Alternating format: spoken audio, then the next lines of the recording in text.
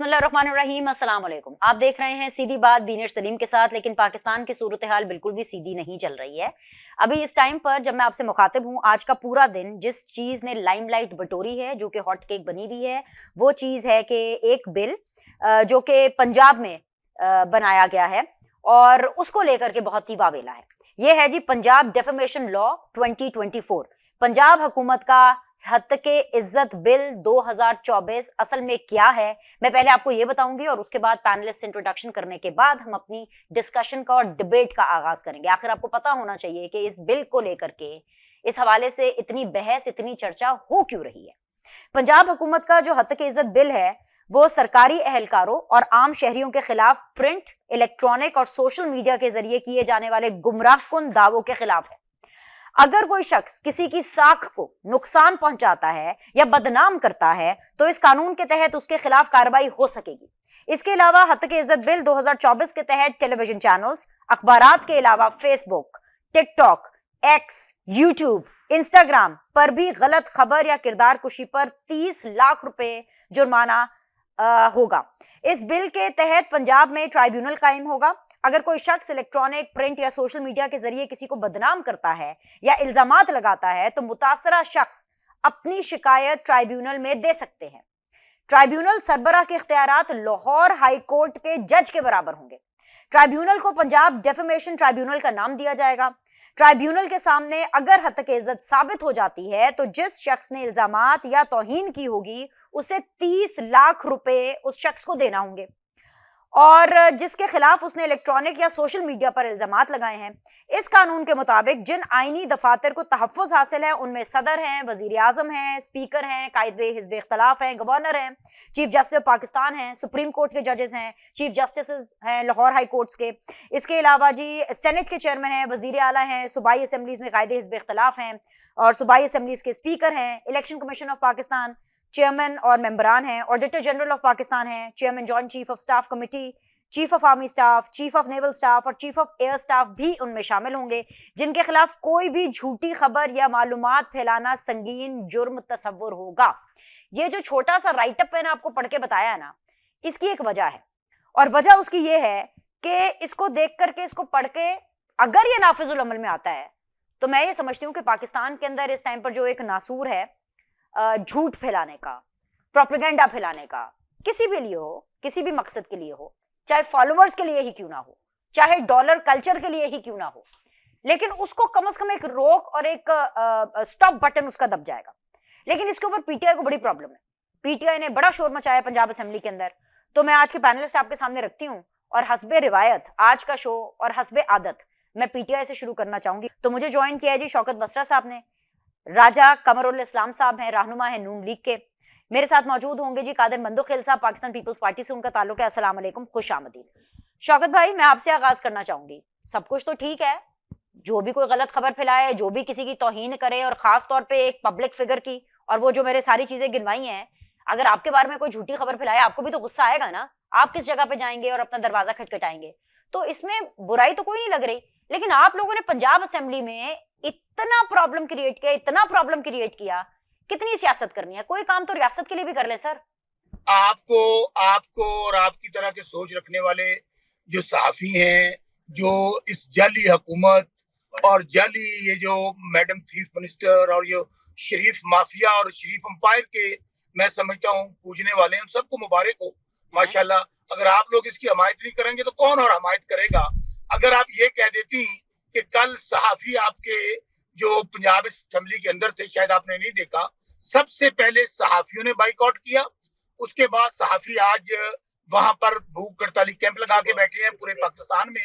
लेकिन आप जो कुछ सहाफी हैं उनको ये नजर नहीं आएगा, क्योंकि आपने तो वही कहना है, वही दिखाना है और वही अच्छा लगना है जो आपको वहां से हुक्म आएगा इस हुकूमत की तरफ से, सो कॉल्ड हुकूमत की तरफ से। और मैं बहुत, मुझे आज यकीन माने शौकत भाई ऐसे मुझे आप पे बहुत ऐसे अफसोस हुआ। मैंने कोई इंट्रो दिया ही नहीं सर। ये देखे मैंने लिखा हुआ पड़ा है जो बिल में आपके साथ ही। ऐसे नहीं, अरे शौकत भाई आप मेरे पे बात करेंगे, मुझे जवाब तो देने दें। अच्छा चलें, आप बोल लें, आप बोल लें, फिर मैं आपकी तसल्ली कराती हूं। लगा कि बीनश ऐसा सहाफी अपना आखिरी प्रोग्राम कर रही है, इसके बाद वो कहेगी कि मुझे कोई नवाज शरीफ या शहबाज शरीफ, ऐसे तो वो खुद भी नहीं जीत सकते और अनकरीब मैं ये जो पार्ट पंजाब में आगाज हुआ है, हाँ। और आप शायद उनकी पॉलिटिक्स स्टार्ट कर दें, उनकी तरफ से इलेक्शन लड़ना शुरू कर दें, या जो ग्रूमिंग आजकल ले रही है माशाल्लाह जो मैडम चीफ मिनिस्टर है सो कॉल्ड, उसके साथ आप अटैच हो जाए। मुझे तो दुख हुआ है, आज आप क्या गुफ्तगू कर रही हैं। आपने आज वो बात कर दी है जो सहाफी सरापा एहतजाज हैं, आप पर पाबंदियां लग रही हैं। अच्छा मेरी भी तो आपको सुन लेना, कभी ट्विटर कौन बंद सी किया जा पाबंदी? रहा है, सर मैंने कभी इमरान खान के दौर में, इमरान खान के दौर में, जनरल फैज के दौर में भी मैंने वो पाबंदियां देखी हैं, बर्दाश्त की हैं और फिर भी काम करती रही हूं मैं। लेकिन सर मेरी भी तो बात सुन लेना, ये जो आप ये कहते हैं ना मैडम थीफ मिनिस्टर, ये इसकी वजह से मैं कह रही हूँ आप उनके काम के ऊपर अच्छा क्यों उंगली कह रही उठाए। हैं? अरे सुन तो आपको लेना, यही तो प्रॉब्लम अरे है। ये गलत बात है Thank you very sir, much. क्योंकि चीफ मिनिस्टर कोई भी Thank हो, you very मेरी much, आपने नजर में सही कह चीफ दिया। मिनिस्टर, प्राइम मिनिस्टर कोई भी हो, इमरान खान भी जब वजीर आजम थे ये सिर्फ तो मैं मैडम- वजीर नो, आजम नो, नो, साहब नो। कहा करती थी उनको, इमरान खान साहब यही कहा बात करती थी आप- उनको। हालांकि वो सुन प्राइम तो मिनिस्टर ले। हाउस से फोन कराते थे कि बीनिश का मुझे शो पता बंद कर था दो। आपको जी मैं सर। मैडम चीफ मिनिस्टर का, मैं जो हारी हुई मैडम चीफ मिनिस्टर टिकटॉकर है उसका नाम लूंगा, आपको गुस्सा आएगा। मैं क्यों कह रहा हूँ, मुझे लग अगर रहा नवाज है शरीफ हारा हुआ है, अगर मरियम नवाज हारी हुई है, हाँ, तो फिर इसको किस तरह आप चीफ मिनिस्टर कह सकती हैं? ठीक बताएं है, मुझे। आप ठीक पिछले है। मैं आज मैं अभी रोहेल असगर साहब का इंटरव्यू सुन रहा हूँ, उन्होंने कहा कि नवाज शरीफ हारा हुआ है, आपका जावेद लतीफ कह रहे हैं हारा हुआ है। तो मुझे बताइए, अगर ये सब हारे हुए हैं, आप इनको कहें 100 दफा चीफ मिनिस्टर कह ले, प्राइम मिनिस्टर कह ले, आपकी तो मजबूरी होगी, हमारी तो कोई मजबूरी नहीं है। इन लोगों ने तो गन पॉइंट पे 17 सीटों के साथ वो जो डिग्गी वाला सरकार है वो वजीर आजम बन गया है। आप इसको 36 सीटों वाली जो हारी हुई है, हमारे महर शराफत से उसका वजीर आला कह रही है। ठीक है, ये मैं तो राजा कमरुल पाकिस्तान का इस्लाम वो से माफिया पूछूंगी। है जो चाहता है सुनिया गोल हो जान गलियां तो मिर्जा यार को है। आहा, ये कब्रिस्तानों पे हुकूमत करना चाहते हैं, और आप जैसे लोग जब इनको सपोर्ट करेंगे तो मुझे यकीन माने दिनेश, आज आपको अपने अल्फाज वापस लोने होंगे। आज आप सहाफियों पे सर मैं सपोर्ट नहीं कर रही, मैं तो इस बिल के ऊपर डिबेट कर रही हूँ। मैंने तो आपसे पहला सवाल ही यही पूछा कि सब कुछ ठीक लग रहा है, आपको प्रॉब्लम क्या हो रही है इससे? बोलती नहीं है, लेकिन ये जो आज गुफ्तगू की है ना, आप तो अपने हद हो गई है सर। चीफ मिनिस्टर आप बोल रहे हैं, डिंगी सरकार आप बोल रहे हैं, और गुफ्तगू के ऊपर मेरे एतराज हो रहा है। सर मैं तो सिंपल आपको डिबेट के लिए बुलाया है यार कि आपने अपनी कम्युनिटी के साथ ज्यादती अच्छा कर दी सर है। बिल पास हो गया। अच्छा सरापा शौकत भाई मेरी एहतजाज बात तो सुने ना, बिल हो गया पास।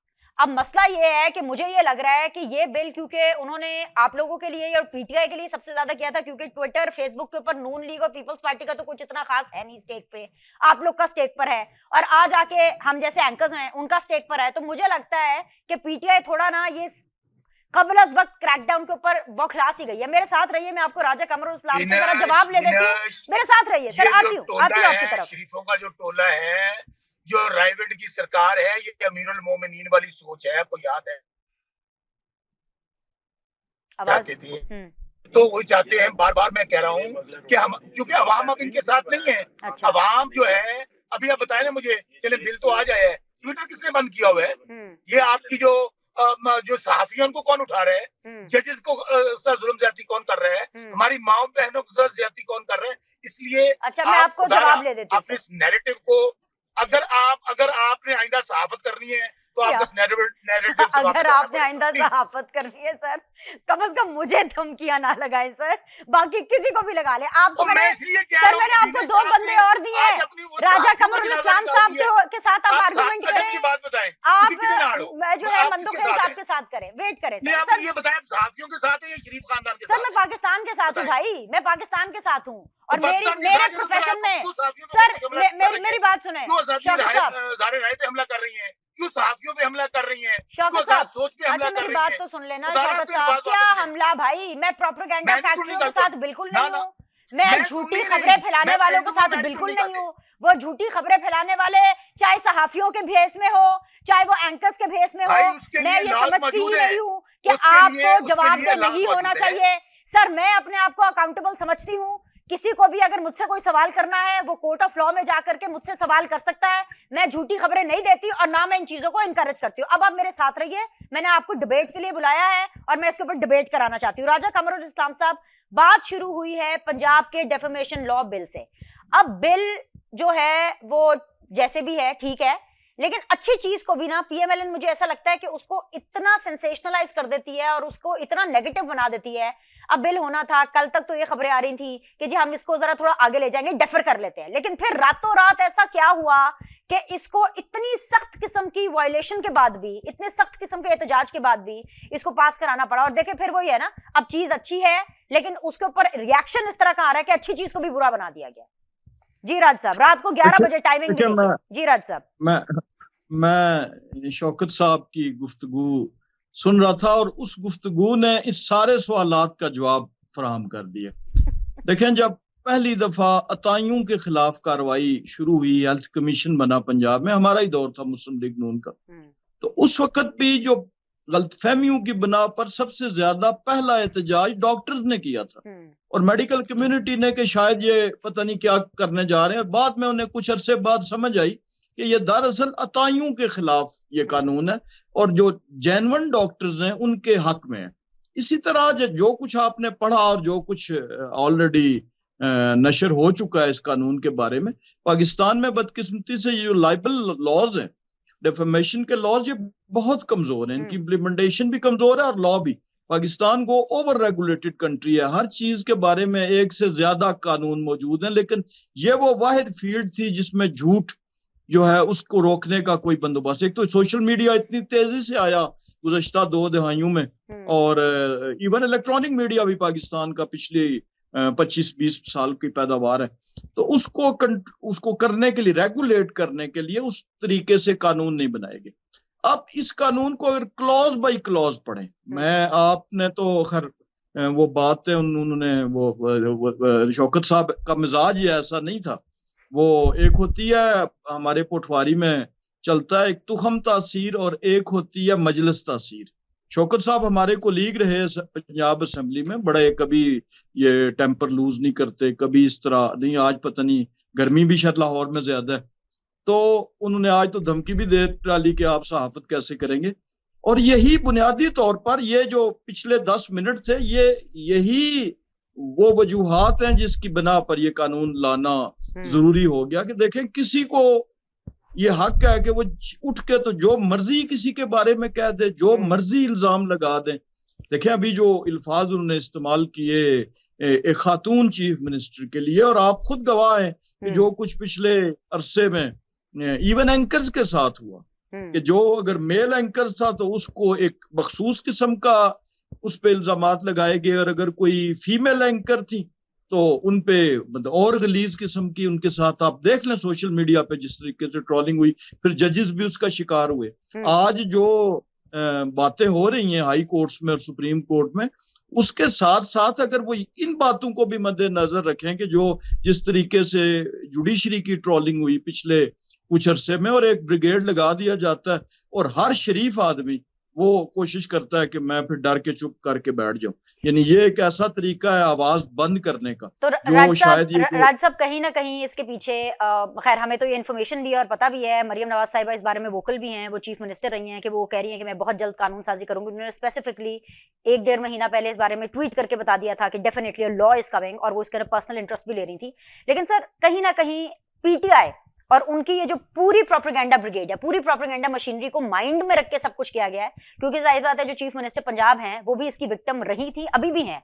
लेकिन सर आपको लगता है, अपने दिल पे हाथ रख के बताइएगा कि इस कानून के बाद भी जो इम्प्लीमेंटेशन का मामला है वो क्या आप इम्प्लीमेंट करा पाएंगे? क्या इस कानून के बाद आप लोग पीटीआई की जो प्रोपेगेंडा मशीन्स है, क्योंकि उसी लिए किया ना, ये बात तो एविडेंट हो गई, तो लेट्स टॉक अबाउट इट, आप उनको रोक पाएंगे? क्योंकि इससे पहले भी बहुत ज्यादा कवानीन थे, उनको एक्सरसाइज ही नहीं किया जाता था।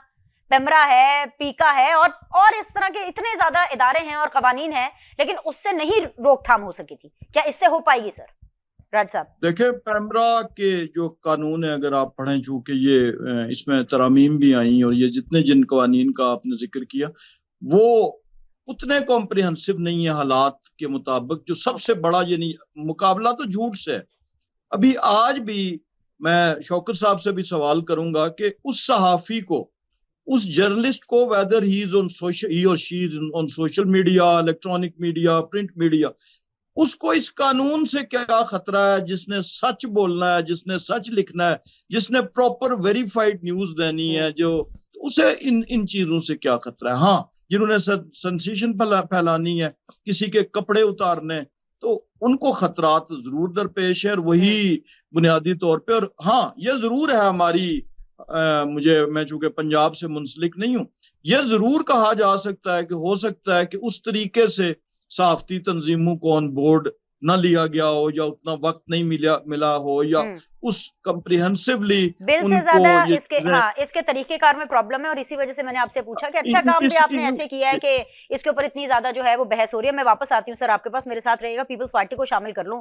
कादर मंदोखेल साहब, क्या यूट्यूबर्स की प्रोपेगेंडा फैक्ट्रीज बंद कराने के लिए, टिकटॉकर्स की गलत और फेक टिकटॉक्स को बंद कराने के लिए, पूरी ये सोशल मीडिया के ऊपर जो प्रोपेगेंडा चल रहा है, इस ब्रिगेड को खत्म करने के लिए क्या पंजाब हुकूमत का ये इकदाम दुरुस्त है? पाकिस्तान पीपल्स पार्टी सपोर्ट करती है इसको? और क्या इसी तरह की सिमिलर चीज आप अपनी सिंध में भी करेंगे? बिनिश, मैं आपको थोड़ा सा मिसाल बेहतर बनाने की कोशिश करूंगा समझाने के लिए आपके व्यूअर्स को। एक शख्स अगर कपड़े उतार के चौक पे बैठे चीखे चिल्लाए, उसका क्या इलाज है? अभी पंजाब में एक पुलिस स्टेशन में जो एक मखलूक को अंदर घुसी और वहां उन्होंने अपने कपड़े उतार के और एहतजाज शुरू किया है, उसको क्या करेंगे आप? तो ऐसी बहुत सारे लोग पाकिस्तान में जो उनके कपड़े उतारने से उनके ऊपर कोई फर्क नहीं पड़ता, मगर एक इज्जतदार आदमी को ओए करके बोलना जो ना, उसके लिए बहुत बड़ी बेइज्जती है। दूसरी मायने में कि जिसकी इज्जत हो उसकी इज्जत खराब होती है, जिसकी कोई इज्जत नहीं है उसको कोई परवाह नहीं है। पूरे दुनिया में देख ले, मगरब में देख ले, कोई किसी के ऊपर एक इल्जाम तो करके देख ले, कोई उसके खिलाफ लिख के तो देखे। हमारे यहाँ जो डैमेजेस का कानून है वो एक सड़ा हुआ कानून है जिसको आज तक तो मैंने नहीं सुना है कि किसी के ऊपर अमल हुआ है।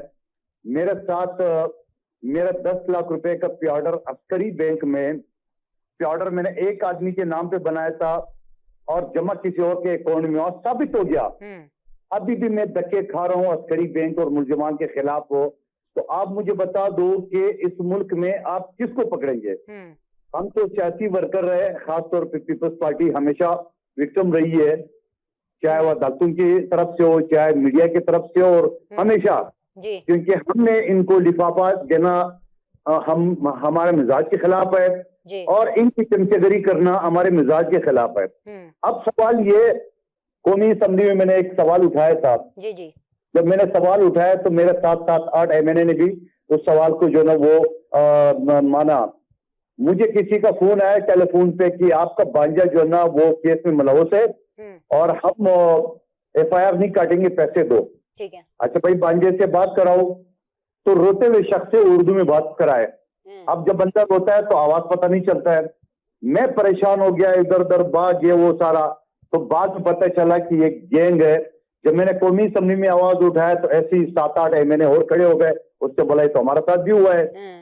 तो आप मुझे बताओ, इस मुल्क में मैं आपको शर्तिया कह रहा हूँ, खुद ये शौकत बत्रा साहब से कह रहा हूँ, आप अपनी बच्चे की तस्वीर, उसकी सालगिरह बनाने की तस्वीर तो लगा ले, नीचे आपके साथ क्या होता है कमेंट्स में, तो कौन सा माशरे में रहते हैं हम?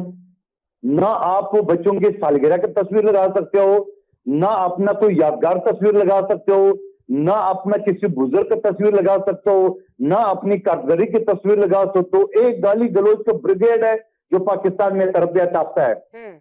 आप मुझे बता दो कि आपके खिलाफ खुदा ना खास्ता मैं फजूल की गुफ्तगू प्रोपेगेंडा करूं, आपकी जो जानने वाले, मैं और मिसाल देता हूं शौकत बत्रा साहब के लिए खास तौर पे। तो बिल्कुल बात जारी रखिएगा, लेकिन आपने मेरी मिसाल दी है सर, ये मिसाल सच है, आप नहीं करते होंगे, लेकिन आप अगर मेरी एक्स की टाइमलाइन पे जाएं, ट्विटर की टाइमलाइन पे जाएं और आप नीचे देखें कि पर्सनल लाइफ की धज्जियां उड़ा के रख दी जाती हैं और बीप वाली गालियां, बीप वाली, क्योंकि जाहिर सी बात है मैं नेशनल टीवी पे तो गाली दे भी नहीं सकती और ना मुझे अच्छा लगता है गालियां देना, और अगर मैं दूंगी भी ना तो ये पीछे जो मेरे राना साहब बैठे ना, मेरे प्रोड्यूसर साहब, ये उसके ऊपर बीप लगा देंगे। सर बीप वाली गालियां लिखी जाती हैं एंड एवरीबॉडी हैज फैमिलीज। तमाम जर्नलिस्टों की, एंकर्स की फैमिलीज होती हैं जिनको टारगेट किया जाता है। सर आप अपनी बात मुकम्मल कर लें। सियासतदान तो चले एक दूसरे की पगड़ी उछालते ही हैं, लेकिन हमारे प्रोफेशन के लोग भी। जी अब अगला सुन ले जी। एक शख्स जो मेरे नाम से अमनाम था, अच्छा, ये आपके साल पहले की बात जो मैंने तो उस वक्त बता रहा हूँ, और उस शख्स ने क्या किया कि उसका बेटा गिरफ्तार हुआ है और वो रिहा हो गया कुछ चर्च वाले केस में। ठीक है, अब मैं चलो नाम भी बताए तो कादिर खान का बेटा जो ना वो गिरफ्तार हुआ है और वो गिरफ्तार हुआ है, मजिस्ट्रेट ने रिहा कर दिया, केस झूठा था, चर्च में था। अच्छा। एक बड़े अखबार के जर्नलिस्ट हैं जो कम से कम 20-25 साल से मेरे साथ सलाम दुआ भी रखते थे, न्यूज उसने चला ली उस बड़े अखबार में और बड़े चैनल में। उन्होंने कहा कादिर खान मंदोखेल रुकन कौमी असम्बली पीपल्स पार्टी के बेटे को चर्च पे जो ना वो गिरफ्तार कर लिया है और यूं वगैरह। मैंने उसको फोन किया, मैंने कहा भाई मैं तो आपसे ये उम्मीद रख रहा था कि अगर मेरा बेटा होता खुदा न खास्ता फिर भी आप मेरे पर पर्दा रखते, तो मेरा नाम कादिर खान मंदोखेल है और उस शख्स का नाम कादिर खान है, आप खुद रिपोर्टिंग करते हो, पिछले 20-25 साल से मेरे साथ सलाम हुआ है, तो मुझसे तस्दीक तो कर लेते। और फिर उसके बाद जाके जब मैंने थोड़ा सा उसको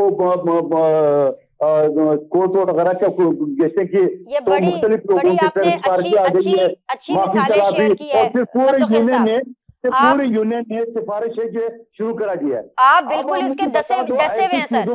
और सर एक मिनट, जी सर। अब मुझे बताओ बेनिश, तो मेरी इज्जत तो उसने उछाल दी है। उसके बाद अपनी बड़े चैनल में और अखबार में इतने सी तरतीब चापी, वो तरतीब फिर किसने देखना था? तो अब मुझे पता है ऐसे नासूरों को, ऐसे लोगों को लगाम नहीं देंगे तो किसी की इज्जत महफूज नहीं होगी। अगर उसकी इज्जत है तो ठीक है, इज्जत नहीं है तो फिर परवाही नहीं होगी। यानी कादिर मंदोखेल साहब आप इसको सपोर्ट कर रहे हैं। एक चीज बसरा साहब आप मेरे साथ हैं, मुझे ओके ग्रेट। बसरा साहब ये देखें, मैं दावे से कहती हूँ, मुझे ब्रेक का बार बार कहा जा रहा है, मैं लेती हूँ 1 सेकंड ब्रेक। मैं बसरा साहब आपको दावे से कहती हूँ कि आप हो, कमरुल इस्लाम साहब हो और मंदोखेल साहब हो और बीनिश सलीम, हम चारों इस फेक न्यूज के डसे हुए हैं। एक ब्रेक लेते हैं, ब्रेक के बाद डिस्कशन को जारी रखेंगे। वेलकम बैक जी। बसरा साहब, वो तस्वीर आपने फैलाई थी इमरान खान साहब की, बस इतना बता दीजिए। इसकी क्या हैसियत है कि तस्वीर शौकत बसरा ने फैलाई थी? नहीं, क्योंकि अगर आपने नहीं फैलाई थी तो ये आपके बारे में गलत खबर है ना। बात तो सुन ले, देखें ये तो प्रॉब्लम है आपका, आपने तीनों ने एक पेज पे बात किया, मेरी बात कर लेने। अच्छा सुना दे। जी प्लीज सर। इधर 11 अरब डॉलर की दुबई लीक्स हो गई, जिसमें नवाज शरीफ टोला, जरदारी टोला और जर्नैलों के नाम है। क्या बात हुई उसके ऊपर? यहाँ पर 85 अरब का डाका डाला इन वजीरों ने, इन सारे जितने ब्यूरोक्रेट थे, किसने बात की उस लीक्स के ऊपर? ये 48 अरब रुपए का साहिवाल के अंदर कोल पावर प्लांट का कोयले का डाका डाला, किसने बात की? मुसीबत क्या आ गई? इमरान खान की तस्वीर लीक हो गई। अब मुझे बात मुकम्मल करने दीजिएगा। गुजारिश ये है बीनश, आप किस मुल्क में रह रही हैं, किस मुल्क की बात कर रही हैं जहां पर ना कोई आइन है ना कानून है? अभी शायर फरहाद अहमद किसने उठाया है? शायर क्या उठाए जा रहे हैं, सहाफी उठाए जा रहे हैं। यहाँ पर हमारी माओ बहनों को आज 1 साल हो गया है, उनकी अस्तित्व को बर्बाद किया जा रहा है, घर तोड़े जा रहे हैं, झूठे मुकदमे दर्ज हो रहे हैं। आप कौन सी रूल्स की बात करती हैं? और यहाँ पे आप मुझे एक बात बताइए, अगर आपने कवानीन बनाने थे, चले पीटीआई को तो छोड़ दें, ये असल में ये डरे हुए, सहमे हुए, घबराए हुए लोग हैं। अच्छा। ये मैं फिर कह रहा हूं, जिस मैडम चीफ मिनिस्टर की आप बात करती है, मेरा चैलेंज है ये इसका हल्का खोल दें। ये मियां नवाज शरीफ जो आएगा तो लागा पता जाएगा, इनका हल्का खोल दें। आप किन चोरों डाकुओं को पाकिस्तान में मुसल्लत करके कानून साजी करवा रही हैं? आप जिस फॉर्मेशन की बात कर रही हैं, चले पीटीआई को तो छोड़ दें, आपके सारे सहाफी गलत है। कल का लाहौर का एक सहाफी सरापा एहतजाज है। भाई अगर आपने कानून साजी करनी है, उसका तरीका कार है। हाँ। आप लोग स्टेक होल्डर्स को ऑन बोर्ड करते। हाँ। क्या जल्दी थी? बिल्कुल। आपको क्या जल्दी थी ये काले कवानीन बनाने की? अग्री करती हूं, ये काला कानून बनाने की? मुझे बात करने दीजिएगा। जी मैं इस बात से एग्री कर रही हूं। बहुत क्या कह रही है? मैं मान रही हूँ, एग्री कर रही हूँ इस बात से कि जल्दी क्या थी, सब स्टेक होल्डर्स को ऑन बोर्ड लेना चाहिए था। बात बताइए ना। जी सही कह रहे हैं। बतौर सहाफी कह रही हैं, बहुत बतौर सहाफी आप एडवोकेसी ये कर रही हैं कि इनकलाब आ गया, पाकिस्तान में क्या कानून बन गया। पाकिस्तान में तो आइन मौजूद है, कवानीन मौजूद है। क्या करती है एस्टेब्लिशमेंट? हर 10 साल बाद, हर 5 साल बाद आके कह देती है अस्सलाम वालेकुम बहनों और भाइयों। बताएं कहां पे कानून कवानीन? हर इदारे को, अदलिया को अपनी सेल्फ अकाउंटेबिलिटी करनी चाहिए, पार्लियामेंट को अपनी अकाउंटेबिलिटी करनी चाहिए। आइन के अंदर हर चीज मौजूद है, लेकिन आइन की क्या हैसियत है? वो तो कागज का टुकड़ा है। हाँ। आमिर कहते हैं कि क्या हैसियत है? आज मुझे बताए ना, आज क्या हो रहा है पाकिस्तान में? क्या कोई जजेस वो गैर महफूज हैं, सहाफी गैर महफूज हैं, सियासी कारकुन में गैर महफूज हैं। ठीक है। अगर परवेज लाई साहब की जमानतें हो गई सारे केसेस में, वो जो 9 मई में उनका तल्लक नहीं था, 1 साल बाद 20 FIR में उनका नाम डाल दिया। इसलिए खुदारा मैं आपसे गुजारिश करता हूँ दिनेश, आप जैसे लोगों को, मैं फिर कह रहा हूँ जो सहाफी हैं, जो अपनी आवाज को लोगों तक पहुंचाते हैं, ये इनके हाथ में, बांदर के हाथ में माचिस ना दे, ये सारा कुछ जला के राख ठीक है कर सर देंगे। जी, हम नहीं देते, बंदर के हाथ में माचिस नहीं देते, लेकिन आप वकील हैं, आप सियासतदान हैं, आप इतनी बड़ी पार्टी से वाबस्ता हैं सर। मान लिया 1 मिनट के लिए कि कानून बहुत ही खराब है, बड़े गलत तरीके से इसको जो है वो पास कराया गया है। सर मुझे ये बताइए कि अगर कोई झूठी खबरें फैला रहा है और कोई प्रोपेगेंडा कर रहा है या किरदार कुशी कर रहा है, तो शौकत बसरा PTI से मुझे बताइए कि उसको कैसे रोकना है, मुझे इसका सलूशन बताइए। दिनेश, अब मेरे ख्याल में मेरी बात को या तो आप समझना चाहती नहीं है या उसके ऊपर कान नहीं है आपके। मैंने आपको क्या कहा है, क्या हद के इज्जत का कानून मौजूद नहीं है पाकिस्तान के अंदर? क्या पाकिस्तान के अंदर, दुनिया के अंदर तो रवायात पे आइन चलते हैं। यूके जिससे आपने पार्लियामानी जमहूरियत ली है, वो रवायात पे चलता है। आपके पास तो एक एक कानून मौजूद है, एक एक आइन लिखा हुआ मौजूद है। आज आपको अपने ही सहाफी जो बेचारे, मैं कहता हूं जो गलत करते हैं, उसके खिलाफ आप सहाफियों को अपने दायराकार के अंदर, अपने ठीक है, जो आपका, पूछ लेती हूँ, अपनी बात मुकम्मल होने जी दें, जी बात मुकम्मल होने दें। जी। मैं फिर कह रहा हूं दिनेश, इस तरह आप मुल्क को आज अब ट्विटर बंद करके, आप काले कवानीन बना के, सहाफत पे पाबंदियां लगा के, मेरा मुंह बंद करके आप रूल नहीं कर सकते। आपने पार्टी तोड़ दी, आपने इमरान खान पे 200 मुकदमा दर्ज कर लिया, आपने निशान छीन लिया, इंटरनेट बंद कर लिया, फोन बंद कर लिया, आपने कहा इमरान खान इज हिस्ट्री। क्या हुआ? पूरा पाकिस्तान जो इमरान खान के साथ खड़ा हो गया। इसलिए मैं कहता हूं ऐसे कवानीन ना बनाएं कि कल आपको इन कवानीन को बर्दाश्त करना पड़ेगा। यहां पर मैं फिर कह रहा हूं, ये 25 करोड़ का माशरा है, ये 25 लोग कब्रिस्तान नहीं है कि आप काले कवानीन बना लें। काले कवानीन बना के आप कहें कि बीनिश जो है हमसे पूछ के बात करेगी, हमें इसमें बताना पड़ेगा कि आज प्रोग्राम में क्या बात करनी है। अगर नहीं करेगी तो बीनिश जेल में जाएगी। अच्छा जी, ठीक है जी। ये कमरुल इस्लाम साहब, आपने सुना है, ये मुंह बंद करके ना PTI वालों का आप रूल नहीं कर सकते। और वही बात आ गई कानून से, कानून। सर मैं सवाल पूछ रही हूँ कमर साहब से, आप ही के हवाले से सवाल पूछ रही हूँ। आप फिर डंडी मार रही हैं, आप फिर डंडी मार रही हैं। आपने अभी बोला कि मेरा मुंह बंद करके, आपने अभी बोला कि मेरा मुंह बंद करके पाकिस्तान आगे नहीं जाएगा। अब जब मैं आपका हवाला कमर साहब को दे रही हूँ, आप कह रही है फिर आपने PTI की बात कर दी। आपने थोड़ी देर पहले कहा, अभी आपने सर एग्जाम्पल दिया। अच्छा सर, प्रोग्राम को वक्त जाया होता है, मुझे सवाल करने दें सर, मुझे सवाल करने देना कमर साहब से, आपको जवाब तो ले दूं। प्रोपेगेंडा करती है आप ये क्यों बात की इस प्लेटफॉर्म पे बैठ के? आप फिर PTI के नाम ले रही है। ओ भाई, हम तो आजादी राय सहाफत के लिए जंग लड़ रहे हैं, हम तो अवाम की आजादी के लिए जंग लड़ रहे हैं, इंसानी हकूक के लिए जंग लड़ रहे हैं। अगर आप चाहती हैं सर आजादी राय होना चाहिए ना, प्रोपेगेंडे का राइट तो नहीं होना चाहिए ना। आपको ये सुनकर ही आपका BP हाई हो गया है कि जी बीनश ने ये क्यों कह दिया कि PTI प्रोपेगेंडा कर रही है। तो आप ये सोचें, जिन लोगों को फेक न्यूज से गुजरना पड़ता है वो कैसे इसको निपटेंगे। ओके, राजा साहब की तरफ मुझे जाना है। राजा साहब भाई, मामला बड़ा गर्मा गर्म हो गया, 42 डिग्रीज है लाहौर के अंदर और इनको बड़ी गर्मी लग गई है बसरा साहब को। लेकिन मुद्दा यह है कि बसरा साहब कह रहे हैं कि उनका मुंह बंद कर करके आप पाकिस्तान पर हुक्मरानी नहीं कर सकते, पहले भी कानून मौजूद थे, ये सिलेक्टिव इम्प्लीमेंटेशन होगी। जी सर, इसका जवाब दे दीजिए। ये बसरा साहब ने सिर्फ कहा नहीं है, अभी पिछले 5 मिनट में उन्होंने साबित भी किया है कि वो ये करने की सलाहियत रखते हैं। ये पहले नहीं रखते थे। ये कोई मजलिस कौन से चोर हैं? हम आपकी तरह कौन से डाकू हैं? अच्छा, बात तो कर देना। अरे बसरा साहब, किसी को तो बोलने दें, किसी को तो बोलने दें आप। 45 की पैदावार नहीं है। पता नहीं शौकत बसरा साहब आपको क्या हो गया है? बसरा साहब कौन ऐसे शो करता है? नहीं, what's wrong with you Basra साहब? एक इलेक्शन हारे हैं, आपको पता नहीं क्यों इतनी गर्मी लग गई है। रिलैक्स करें, this is just a show. जो हारे हुए हैं वो सारे ये हैं। अच्छा तो ठीक है, मान लिया भाई हारे में, लेकिन उनकी बात तो सुन लेना सर। सर आप जीते हैं ना, आप जीते हैं ना, मैं आपको मान लिया, मैंने MNA हुन सकून दे नाल राजा साहब दी गल सुन लो, गल तो सुन लो सर। सर मैं क्यों नहीं कर रही कि PTI जीती हुई? सर मैंने मान लिया, सर मैंने मान लिया भाई, आप जीत गए। आप MNA शौकत बसरा साहब है, हुन सुन लो राजा साहब नहीं उठाया, मैंने तो हलफ नहीं उठाया, यहाँ पे हलफ किसी और ने उठा लिया। चलो बताएं, हुने दे क्या तो प्रॉब्लम है ये की Sure. सर ओ भी मेरी जिम्मेदारी है सर, मैं हलफ चुकवाना सी, वो भी मेरे ते पा दियो। राजा साहब जरा जवाब दें प्लीज, राजा साहब को जवाब देने दें। एक ब्रेक लेते हैं, ब्रेक के बाद राजा साहब आप प्लीज अपना जवाब रेडी रखिएगा, जरा जवाब दें इनको। Will be back. Welcome back जी, राजा साहब जी रिस्पॉन्ड कीजिए भी।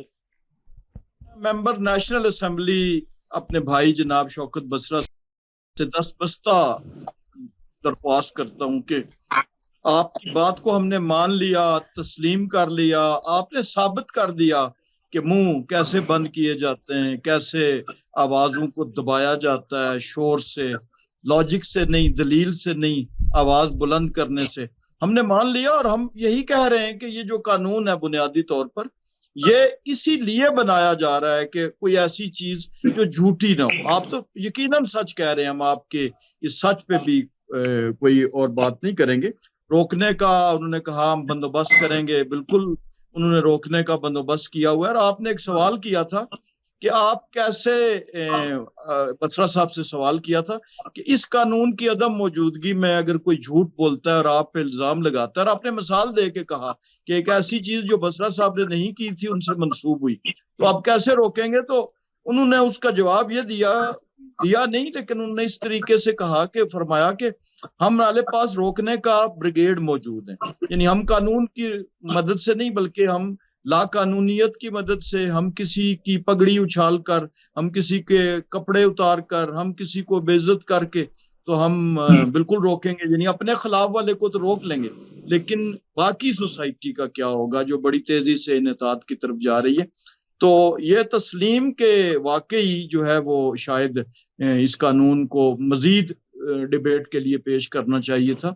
शायद ऐसी कोई गलती हुई भी हो, लेकिन बहरहाल इससे बिल्कुल इनकार मुमकिन नहीं कि इस कानून में एक भी क्लॉज कोई आदमी ये कहे किसी इंडिपेंडेंट इम्पार्शियल जजेस के आगे रख दें। जरूरी नहीं मैं आज सुप्रीम कोर्ट के जजेस की नहीं, मैं जज एज इस्तेलाह यूज कर रहा हूँ कि उनके आगे रख दें, आप किसी दूसरे मुल्क के आगे रख दें, किसी दूसरे मुल्क के सहाफी के आगे, तो वो यकीनन इस बात से इत्तेफाक करेगा कि इसमें कोई भी क्लॉज, या तो किसी क्लॉज पे आए ना, कहें जी ये वाली क्लॉज जो है ये खिलाफ है।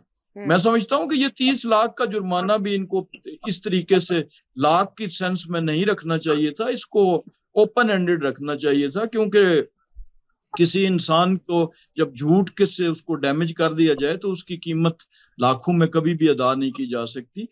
राजा साहब जब हमने अपने भाई को असेंबली में बोलते हुए देखा, पंजाब असेंबली में, और दलील से बोलते हुए देखा, मैं आपकी तरफ आती हूँ, वेट कर लें। जी राज साहब मुकम्मल करें। आज एक नए बसरा साहब से मुझे सामना हुआ है, तो मैं समझता हूँ कि लॉजिक से, दलील से, इसमें कोई क्लॉज आप पॉइंट आउट करें और उसमें तरामीम की गुंजाइश भी मौजूद होती है। आइन एक एवोल्यूशनरी प्रोसेस है, वो खुद कानूनदान है, कानून बनते हैं, आगे बढ़ते हैं, उनमें तब्दीलियां आती हैं, अमेंडमेंट्स आती हैं। आइन में इतनी अमेंडमेंट्स हो चुकी हैं तो कानून तो एक बनता ही इसीलिए है, वो तो आगे बढ़ने के लिए, फलने फूलने के लिए, उसकी अपनी जो शेप है वो चेंज होती है। तो महल ये ऐसा हरफ आखिर नहीं है कि ये बन गया तो क्या हो जाएगा। ठीक है कादिर मंतोखिल साहब, मैं आ रही हूँ। बसरा साहब मैं आपको पूरा टाइम आती हूँ ना सर, बसरा साहब से जी। दिनेश, जब हमारी हुकूमत आएगी हम ये काला कानून मुकम्मल तौर पे खत्म करेंगे। ऐसा कानून जो मेरी इजहार राय पे पाबंदी लगाता हो, जो मेरे सूचने पे पाबंदी लगाता हो, जो मेरी बात करने पे पाबंदी लगाता हो, जो मेरे बेसिक फंडामेंटल मेरा राइट है, हम इन तमाम काले कवानीन को खत्म कर देंगे। बिल्कुल जी, बहुत अच्छी बात है सर जी, all the very best. Qadir Mantokhil साहब, बसरा साहब ने नहीं मानना, किसी सूरत वो नहीं मान रहे हैं, तो कैसे मूव ऑन करेंगे, आगे कैसे बढ़ा जाएगा?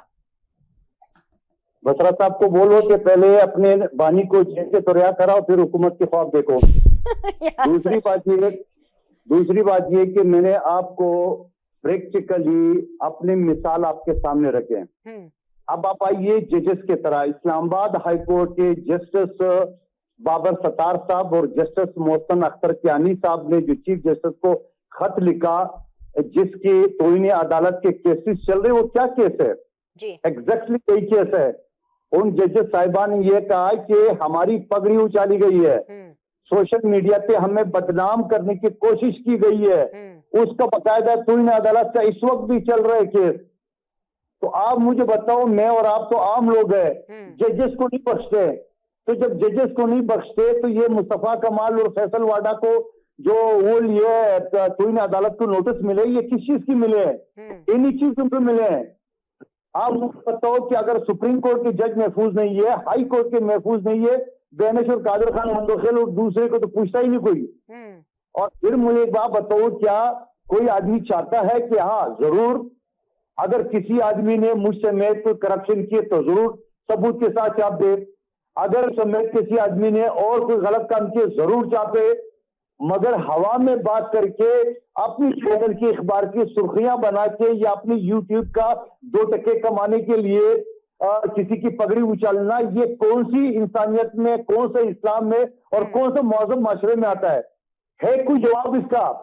अब चूंकि शौकत बसरा साहब और उनकी पार्टी की तरबियत ऐसी हुई है कि जलाओ गिराओ, पगड़ी उछालो, अगले के कपड़े उतारो, सब कुछ एक कर दो उसकी। और तुमको तो आदत पड़ी है, उनको तो सियासत यही है। अभी आप देख रहे हैं, आप उसको चुप नहीं कर पा रहे थे। इधर मेरे भी ब्लड प्रेशर हाई हो रहा था, मैं डिस्कनेक्ट करने वाला था। सवाल ये है कि आप तमीज और तहजीब के दायरे में आप बात कर ले, आप तनकीद कर ले, आप सबूत के साथ पगड़ी भी उछाले, मगर सबूत हो तब।